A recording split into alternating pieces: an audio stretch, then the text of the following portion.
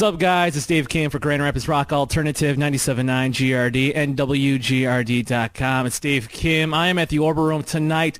Hollywood Undead will take over the stage along with New Medicine, 10 Years, and Drive A. And I saw these guys at Rock on the Range. They took over the FYE stage. They killed it. They put it in a chokehold.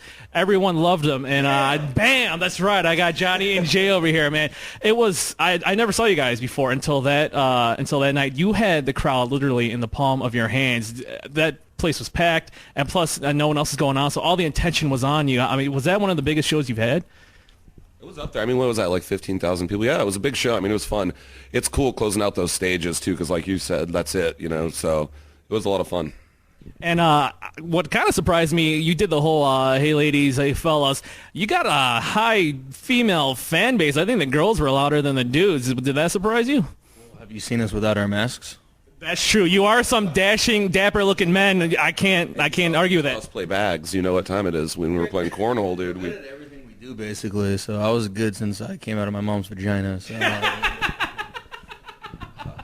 Now, you guys have been on the road constantly. Yeah, I talked to Matt from 10 Years over the weekend, and he said that 10 Years kind of showed you guys up on how to party. He said, yeah. He seemed a little skeptical. No, well, there is one dude who parties like insane, you know, but he'll smoke like crack and stuff. So I'm not going to do that, you know what I mean? So that's not technically partying more, it's just being a crackhead.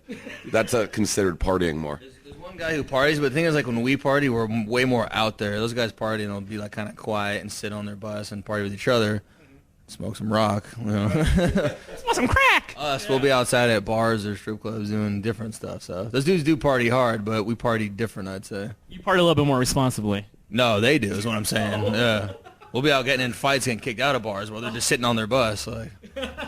Now the new record you guys released, American Tragedy. It's kind of a fun record, but also it gets pretty serious too. Like, for instance, Gangsta Sexy. That sounds like something. That sounds like an autobiography of you guys. Is that how you roll every day? No. It's more, I think it was a mocking, that kind of thing. It wasn't like we take that, it's not meant to be taken seriously. We're kind of mocking rap music and like how they think they're such pimps and they get so much pussy all the time. Now, I love how that was a great mocking voice, by the way.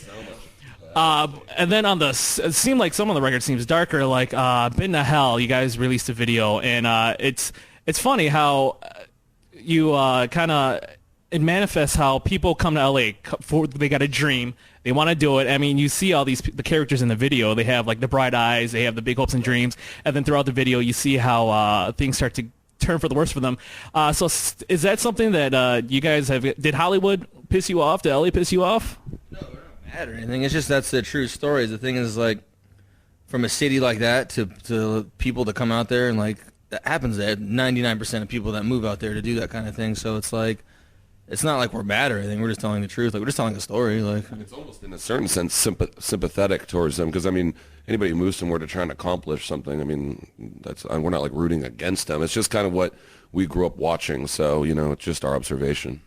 And I got to say, I kind of felt bad for the blonde girl at the end. Had to do a porn scene with Peter North. I'm sure that wasn't gonna.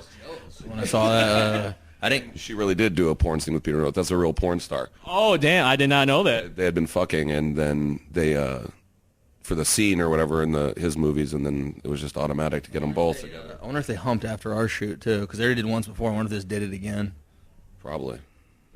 Are you guys friends with Peter North? So much pussy. No, but one of our good friends does all his shoots. He's like he lives with him and stuff, so... we've met him and stuff. He's a really nice dude, but I don't like hang out with the dude. I liked how also the blackout, the blackout bar was very, kind of long. Now, this is American Tragedy is a follow-up to Swan Songs. What do you think would be the main difference, aside from personnel issues, the main difference between those two records? I think we kind of grew. I know that sounds cliche as a band, but, you know, when we wrote Swan Songs, the band had only been together as Hollywood Undead for like a year. We'd been in bands before, but, you know, we wrote a lot more, and so I think we grew more comfortable and kind of had a little bit more figured out for how we wanted the record to sound. We weren't rushed. We had a lot of time, so that would definitely played into our favor. So I would say it's darker in a sense just because, times change. You know what I mean? It's been a few years, so that's really it was very natural for us, though. When you first got signed to a major label, was there anything different on how you guys approached Hollywood Undead compared to when it was just, I think you just put something on MySpace and that's how you gained notoriety, right? Well, I mean, when you're dealing with a record label, it's a little different. Like I said, there's more pressure, and it's kind of like when we were making music before that, it was more just for our own personal pleasure, because we like making music. So there's definitely a lot more on the table when you know your record's going to come out and stuff like that. But it's not that bad. We're on a good label, I guess. More pussy.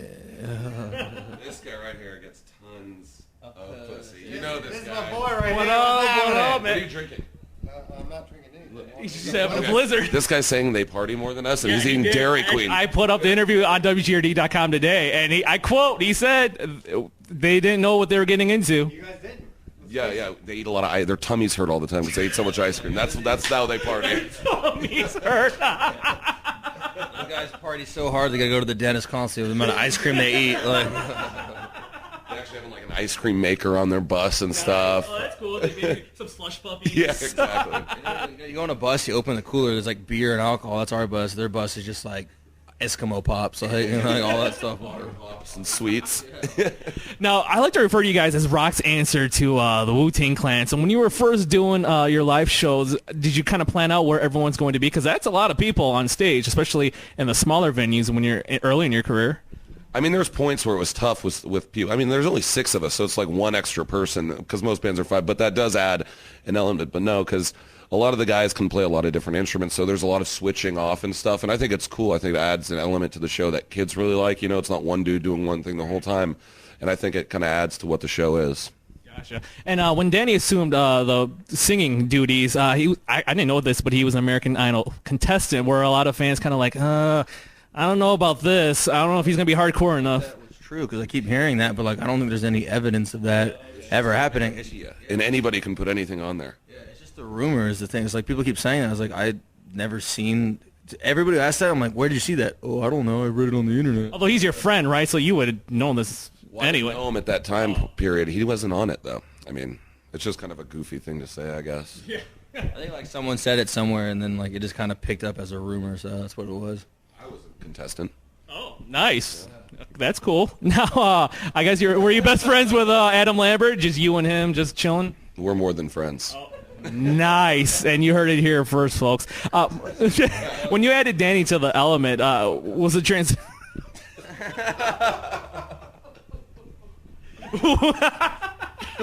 Damn, he's keeping it real. When you guys added Danny to the element, was it pretty easy with the transition? That was actually something that happened natural because, when you switch a member in any band, it's kind of like, it's almost worrying, like, oh, fuck, what's going to happen now? Is this going to work right? And with him, like, it just kind of happened so perfect that it wasn't even a question, especially live. He's so much better live than, what we had before. So it's like, we're more than happy now. It's like, we were actually like, this is meant to be almost. Like, fuck Cousins. Fuck Cousins, that's right. So what's next for you guys? Will you maybe another huge headlining tour? Or are you guys going to put out a record anytime soon? Or is it going to be maybe another couple years like the last time? Probably like a year till the next record. I mean, we'll do the whole cycle for this record, but we're going to Europe right after this tour, but then all summer on tour with All That Remains. So that should be pretty cool. How do European fans react to you guys? They're great. I mean, the thing about European kids is like would think there's no reservations with them. It's like when they go to a show, they go there and they want to go insane. They want to sing along even though they barely speak English, half of them.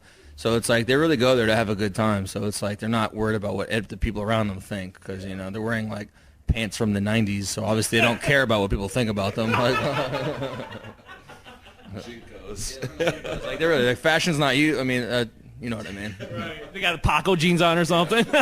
Well, Johnny J, thank you so much. American Tragedy by Hollywood Undead. It's available now. Buy it, download it legally, and go see their shows. It's Dave Kim for WGRD.com. Fuck Cousins. Fuck Cousins.